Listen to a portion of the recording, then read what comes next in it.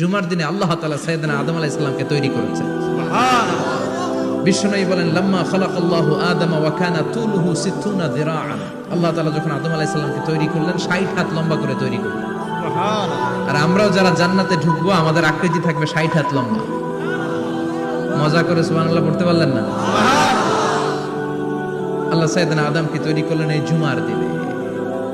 আবার সাইয়েদনা আদম আলাইহিস সালামকে পৃথিবীর বুকে তিনি পাঠিয়ে দিয়েছিলেন এই জুমার দিনে। কুলনা বিতু মিনহা জামিআ, O Adam go down with your wife, তোমার স্ত্রী হাওয়াকে নিয়ে পৃথিবীতে নামো। সাইয়েদনা আদম আলাইহিস সালামকে আল্লাহ তাআলা পাঠিয়েছিলেন শ্রীলঙ্কার একটা পাহাড়ে, অ্যাডামস পিক। ওখানে ঐতিহাসিকভাবে প্রমাণিত, এটা হাদিসে নেই, কুতুবুত তারিখে এসেছে। শ্রীলঙ্কায় একটা পাহাড় আছে, কলম্বো থেকে অনেক দূর। ওই পাহাড়ের চূড়ায় সাইয়েদনা আদম আলাইহিস সালামের ফুটপ্রিন্ট আছে।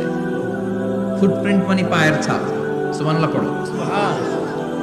তো যেদিন আদম আলাইহিস সালামকে আল্লাহ ওখানে পাঠিয়ে দিয়েছিলেন ওই দিনটা ছিল জুমার দিন। সুবহানাল্লাহ নাই? সুবহানাল্লাহ বাড়িতে যায় বলেন, চিল্লায় পড়েন আল্লাহু আকবার।